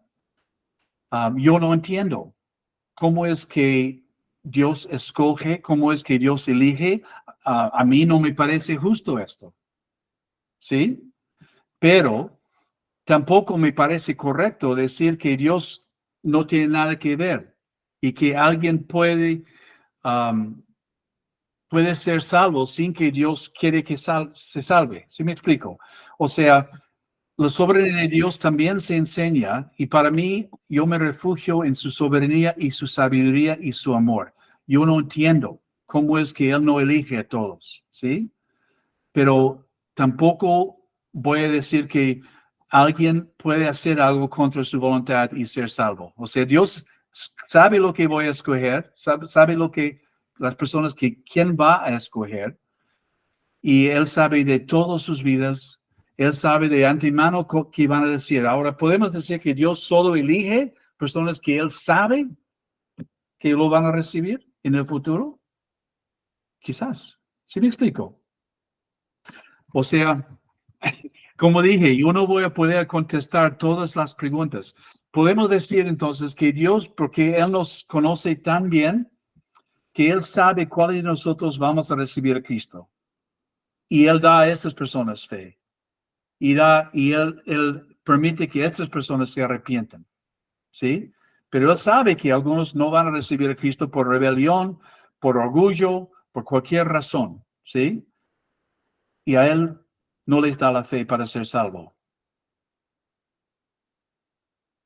Estos son temas que ocupan libros y libros y libros, y estos son temas que dividen, y como yo dije, yo me refugio en un Dios soberano que sabe todo y que ama perfectamente bien y que es justo para saber cuáles Él va a salvar y cuáles no va a salvar. Yo no entiendo. Ahora, una cosa que sí puedo decir, y me refugio en esto también, cuando nosotros nos veremos como somos, como pecadores, o sea, todos hemos ofendido a Dios y ninguno de nosotros tenemos el derecho de ser salvos. Entonces, cada vez que alguien se salva es por pura misericordia de Dios, ¿sí? Si empezamos en este punto, viéndonos a nosotros perdidos, justamente perdidos, justamente alejados de Dios por nuestra propia rebelión contra Dios, entonces podemos apreciar que la salvación, ninguno de nosotros la merecemos. Entonces, cada persona salva es por la gracia pura y inmerecida de Dios. ¿Ok? Entonces, esto me ayuda en un sentido, decir que nosotros hemos elegido nuestro destino, el juicio, pero Dios por su misericordia y gracia ha salvado a algunos, no a todos. Acuérdense lo que dijo Jesús, que el camino está ancho, ¿ya? Que lleva a la destrucción. El camino que lleva a la salvación es angosto y pocos son escogidos para caminar en el camino angosto. ¿Sí? Entonces, ya, ahí rasco la cabeza y dice, yo no entiendo, yo no puedo comprender todo lo de Dios, pero sí experimento su misericordia, experimento su justicia, experimento su amor y sé, por lo que la Biblia me enseña, que Él es soberano y sobre todo. No sé si te ayuda en algo, Pamela, no me conoces, pero tampoco voy a permitir que esta doctrina de la elección de Dios me lleva a hacer diferencia de las personas. ¿Sí me explico? Yo no sé quiénes son los elegidos. Entonces yo trato todos por igual y todos merecen tener la oportunidad de escuchar el Evangelio y de recibir a Cristo. Y yo tampoco soy alguien que debo juzgar a las otras personas por cómo reciben. Yo no voy a decir nunca que esta persona ha sido elegido o no ha sido elegido. No me corresponde a mí. Y yo creo que al llegar al cielo, me voy a sorprender por las personas que encuentro allá. Que personas que quizás he juzgado mal aquí o he pensado mal de estas personas van a estar ahí. ¿Sí? Dios escoge, dice Pablo, los más bajos para exaltarlos y los más altos no los escoge. ¿Sí me explico? Sí sabe la cita bíblica. Él escoge no los sabios, sino los bobos como nosotros. ¿Sí? No tengo las palabras aquí en castellano para decirlo sin leer la Biblia. Pero sí me explico. ¿Ok? Gracias, Pamela. Yo sabía que alguien iba a hacer esta pregunta. Y lástima que no puedo satisfacer todas las preguntas e inquietudes que tú tienes porque también las tengo yo. ¿Ok? Sí, y solamente como para complementar, creo que como usted compartía acerca de cuando decía, ¿no? Que después que la fe viene por el oír y el oír de su palabra, juntamente obra el Espíritu Santo, ¿no? Cuando uno de sus ministerios que dice que trae convicción de pecado, de justicia y de juicio. Sí. Y en esta parte, como el Espíritu hace su obra y ahí usted decía que es como que recibíamos la fe y en ese momento como que sería cómo es el actuar de la persona. Por ejemplo, me comparten el Evangelio, el Espíritu Santo trae esa convicción a mi vida de pecado, de justicia y de juicio, y podemos decir que es mi decisión creer lo que Él dice o rechazar, como usted decía, o no recibir el mensaje del Señor. Sí, pero algunos van a decir que en realidad tampoco es la decisión tuya, que el Señor hasta te coge la mano y te lleva dentro de la salvación. O sea, sí, estas son las cosas que dividen, pero como yo dije, no deben dividirnos. Es importante que nosotros, y si estamos hablando de la salvación, y como yo dije antes, lo que más me preocupa es cuando algunos llevan esto a la salvación diciendo que uno puede perder su salvación. Esto, en mi experiencia, solo ha traído inseguridad y ha traído un sentido de yo tengo que trabajar fuerte para no perder mi salvación. O sea, miedo, ¿sí? Uno vive con miedo que va a perder lo que Dios les ha dado. Entonces, para mí, van mano a mano la idea que Dios es soberano en mi salvación. Soy salvo por Dios, por obra de Dios, no por obra de Timoteo. Y igual, llego a la eternidad. Mi salvación también depende del mismo Dios soberano que me salvó y no de Timoteo. Porque yo voy a fallar. Yo no puedo vivir como cristiano. No puedo seguir a Cristo por mi propia fuerza, por mi propia voluntad. Yo voy a fallar, voy a fracasar. Entonces, para mí los dos van juntos No puedo separar, decir que, bueno, yo soy soberano en mi salvación, pero Dios en mi salvación eterna. ¿Sí? Entonces, para mí van juntos. Y por eso sostengo lo que sostengo sobre la salvación, que somos elegidos por Dios. Y la Biblia enseña también en muchos lugares que somos elegidos por Dios.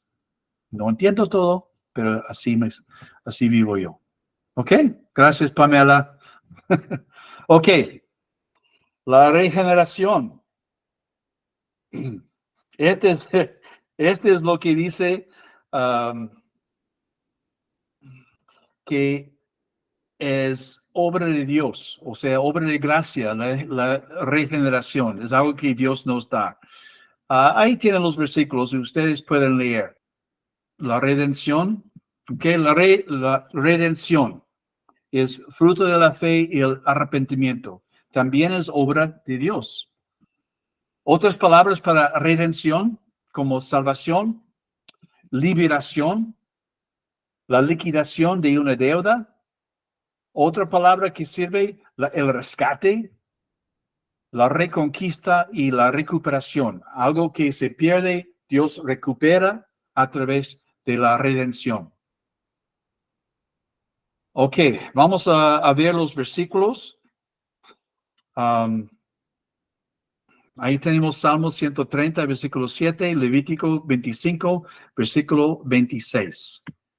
¿Qué dice Salmo 130, versículo 7? Salmo 130, versículo 7. Dice, esperaré Israel a Jehová, porque en Jehová hay misericordia y abundante redención con él. Ok. La redención proviene de nuestro Dios. Ok. Es como resultado de la obra de Cristo en la cruz. Porque la Biblia enseña que éramos vendidos al pecado. Ok. El hombre caído no pertenece a Dios, sino al diablo y a la muerte. En Romanos 7:14, Pablo dice que soy carnal, vendido al pecado. Vendido al pecado. Y la sangre de Cristo es nuestro rescate. Quiere decir que Dios nos puede redimir, nos puede sacar de la muerte, del poder del pecado, a través de lo que hizo Cristo en la cruz por nosotros. Cristo, nuestro Redentor, ofreció su propia sangre para comprarnos de nuevo para sí. Todos estos conceptos son bíblicos. La idea de comprar, de redimir, de sacarnos del pecado, del poder del diablo. Todo esto viene en la Biblia y el Espíritu Santo es la herencia que hemos recibido. ¿Ok? Los redimidos gozan de la liberación del dominio del diablo. Los redimidos gozan de la reconciliación con Dios. Y los redimidos gozan del perdón de sus pecados. Colosenses 1:14. Leamos Colosenses 1:14.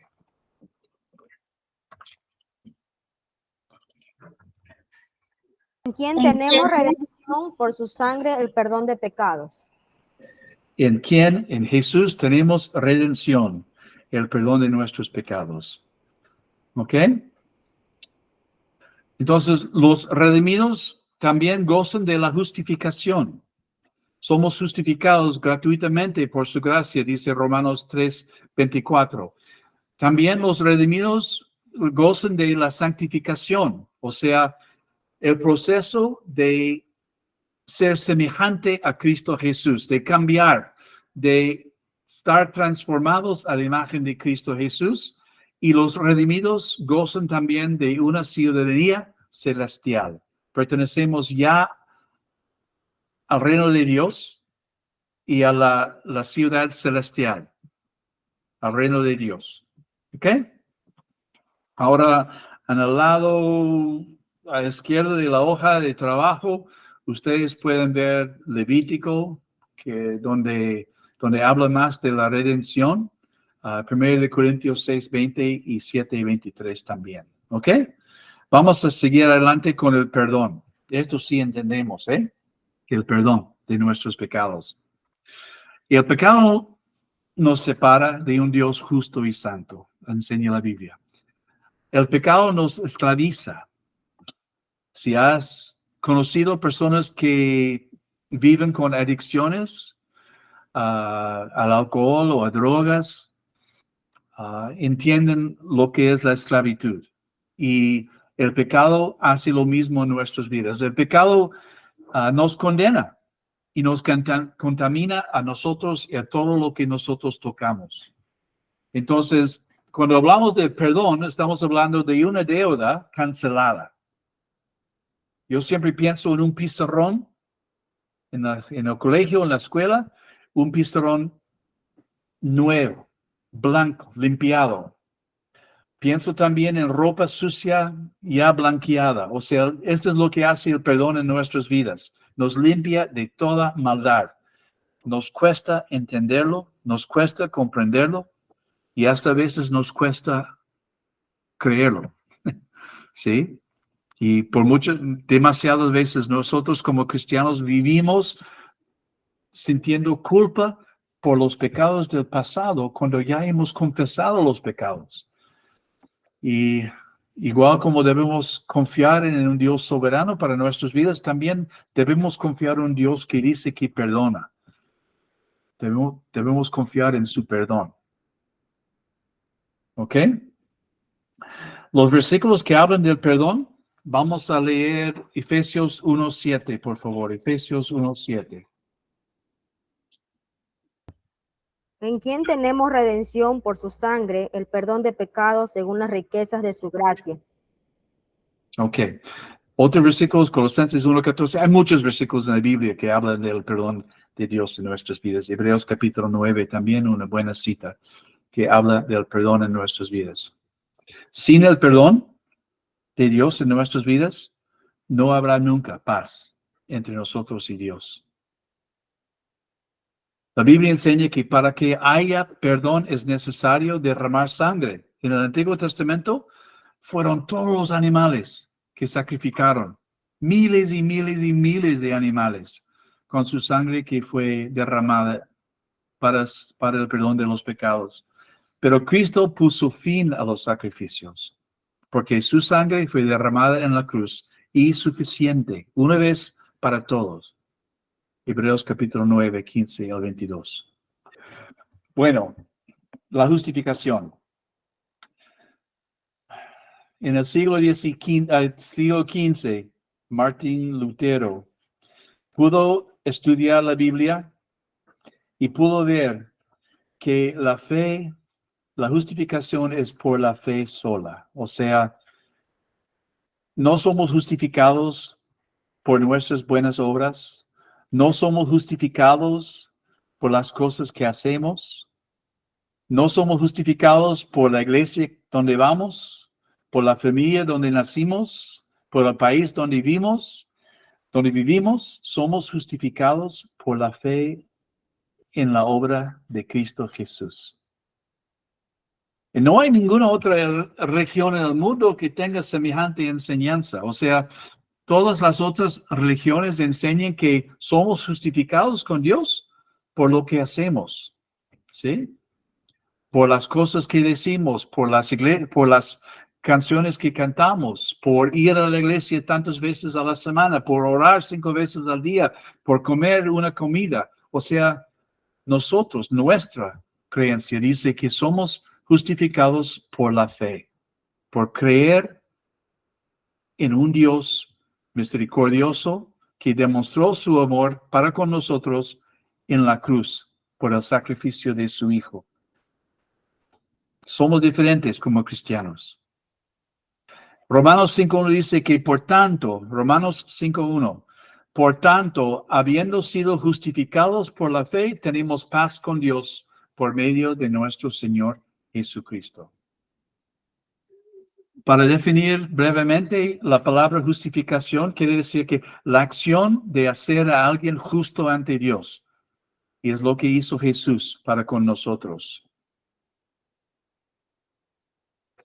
Hemos sido declarados justos.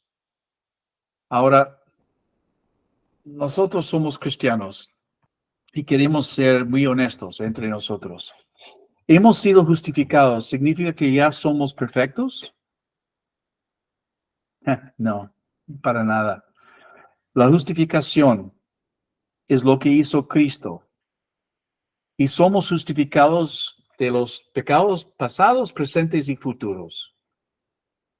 Cuando hablamos de crecer espiritualmente, no estamos hablando de crecer en cuanto a la justificación, porque ya hemos sido justificados. Cuando hablamos de crecimiento espiritual, estamos hablando de algo que se llama santificación, o sea, ser santificado, o sea, crecer y ser más y más como Cristo. Y este es un proceso. Pero la justificación ya pasó. Al recibir a Cristo, al nacer de nuevo por el poder del Espíritu Santo, ya hemos recibido la justificación con Dios. La santificación es otra cosa. ¿Ok? Y ahí al otro lado tenemos bastante versículos. 2 de Corintios 5:21 dice que al que no cometió pecado alguno, por nosotros dos, Dios lo trató como pecador, para que en él recibiéramos la justicia de Dios.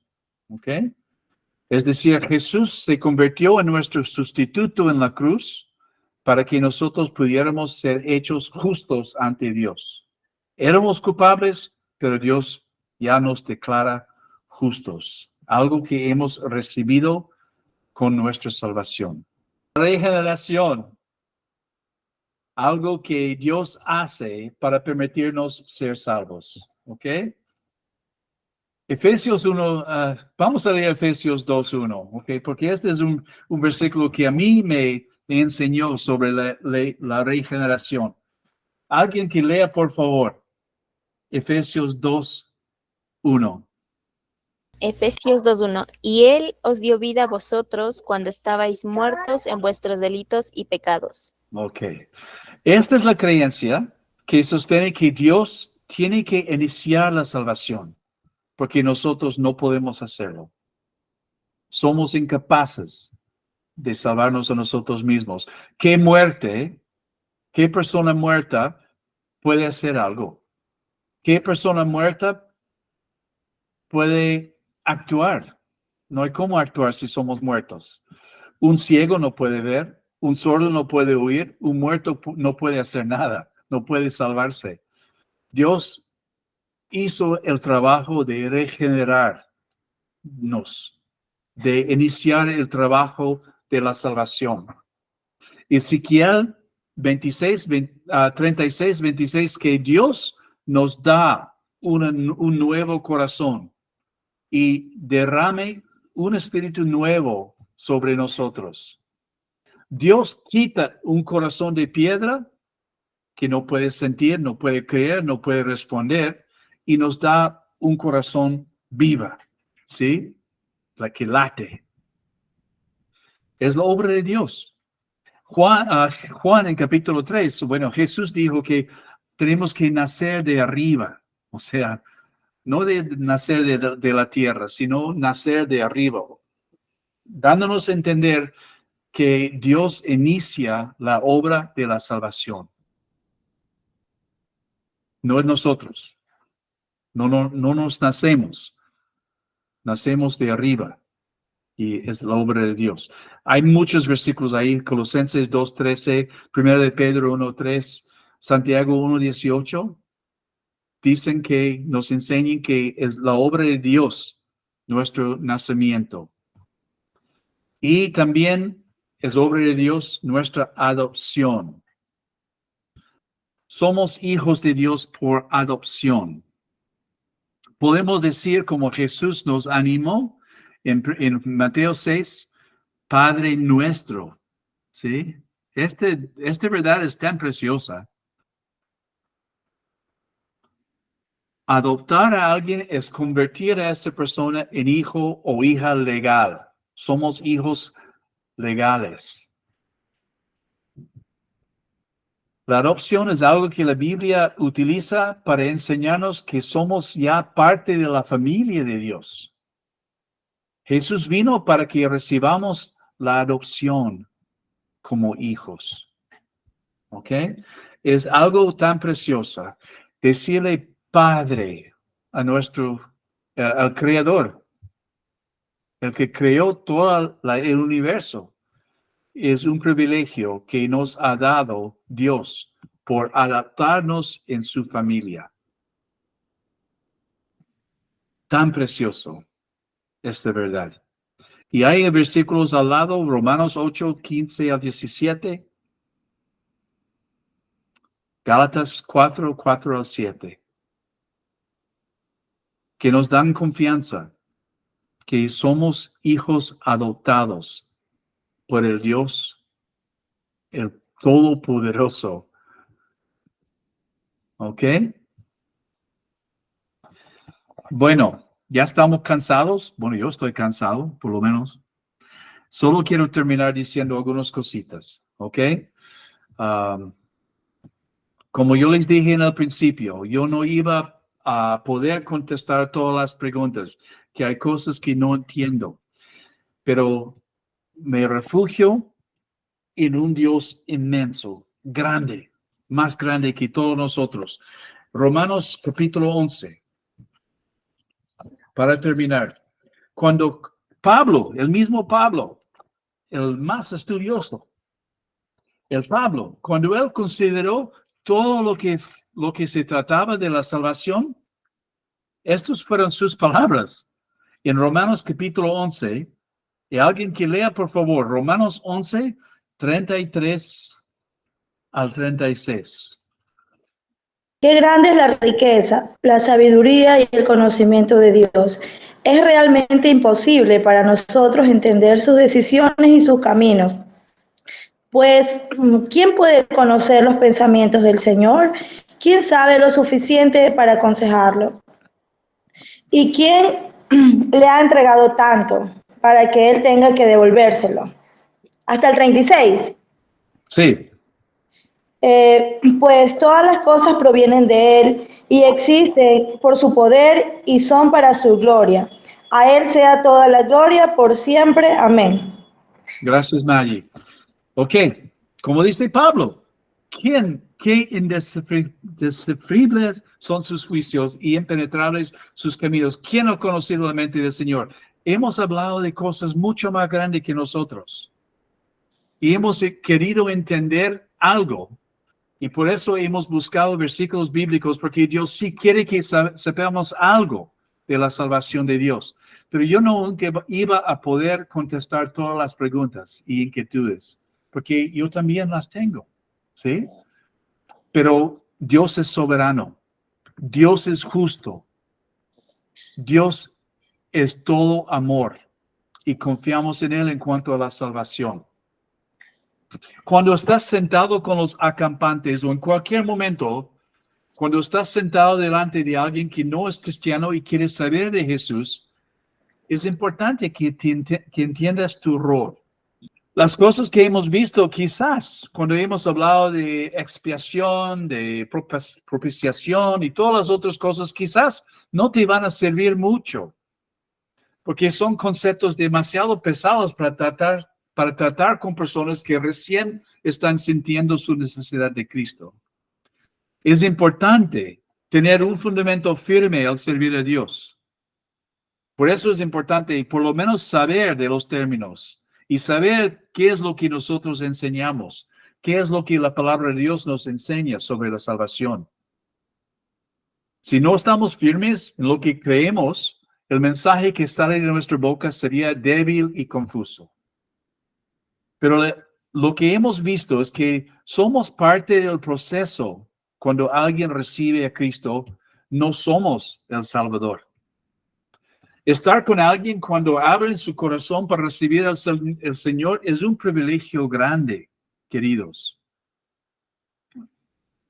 Y si estamos presentes es porque Dios nos ha concedido estar. Nos ha permitido ver un milagro. El momento cuando alguien nace de nuevo, inicia su vida con Cristo. Es un privilegio. Y espero que en campamento en este año que viene, ustedes puedan experimentar este milagro. Pero como nosotros no somos el Salvador, tampoco podemos nosotros sentirnos responsables de la salvación de otras personas. Por eso es tan importante orar para que Dios obre en la vida de las personas. Tenemos que involucrar a Dios en el proceso de la salvación porque nosotros no somos solo somos mensajeros, nada más. Dale también, y vamos a hablar de nuestro testimonio, porque este testimonio también es importante para que alguien reciba a Cristo. Pero nadie puede nacer de nuevo sin que Dios actúe. Es por eso que oramos. Y cuando presentamos el Evangelio, lo hacemos no para ganar un argumento e humillar a la persona con nuestros conocimientos profundos. Y tampoco queremos intimidar a la persona y forzar una oración. He conocido personas que hablan tan fuerte y hasta casi luchan con las personas para que reciban a Cristo. Y no va a dejar que la persona salga de su presencia sin que la persona haya orado para recibir a Cristo como su Salvador. Muchas veces estas oraciones no valen. Es necesario orar para que Dios haga la obra. No es nosotros. No somos nosotros que salvamos a las personas. Nuestro papel en el evangelismo, nuestro papel en la salvación es limitado, pero sumamente importante. Nuestra vida como seguidores de Jesús, nuestro testimonio como personas que se declaran cristianos, tiene una influencia importante para atraer a las personas a la fe en Jesús. Entonces, cuando estás en campamento, cuando estás en el colegio, cuando estás en la familia, hay que cuidar nuestro testimonio delante de las personas, las cosas que decimos y cómo las decimos. Es por algo que Jesús nos declara sal y luz en la tierra y que es por algo que Dios nos envía a llevar su mensaje hasta los fines de la tierra. Somos embajadores de Cristo, o sea, donde quiere que andemos, nosotros somos embajadores, sus representantes en campamento. Entonces, ojo, cuidado. En cada momento estamos evangelizando a las personas de nuestro alrededor. En cada momento. No podemos bajar los brazos y pensar, bueno, aquí no tenemos que ser como Cristo porque aquí no estoy evangelizando. No es cierto.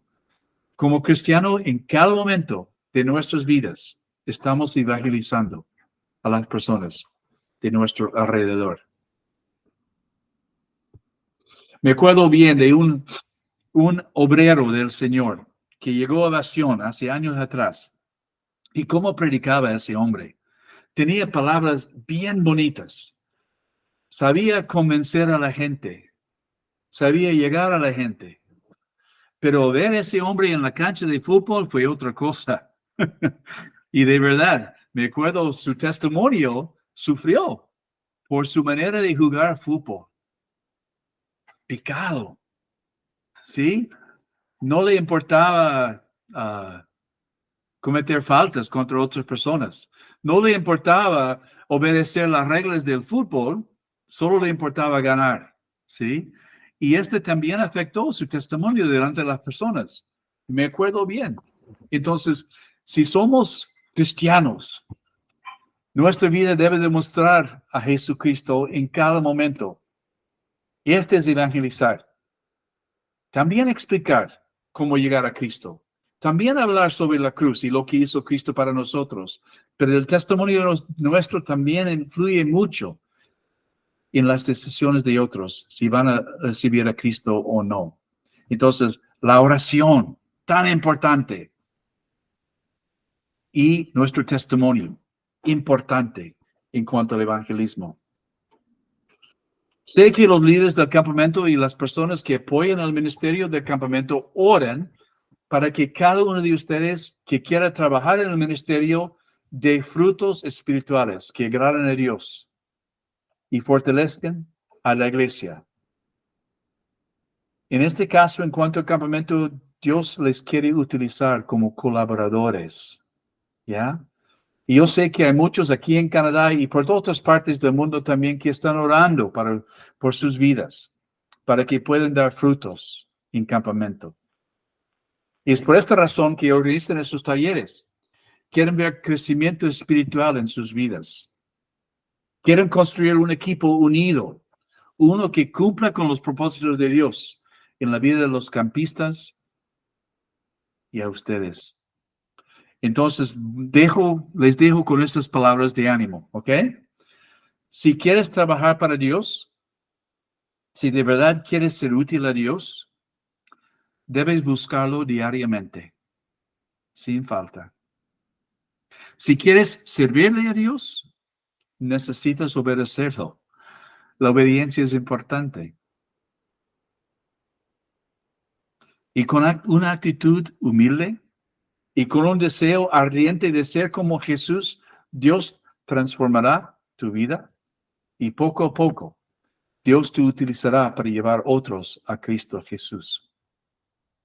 Es su deseo al ir al campamento. Espero para que Dios, debe ser el deseo de ustedes, que Dios utilice sus vidas para que otros puedan también conocer a Cristo como su Salvador.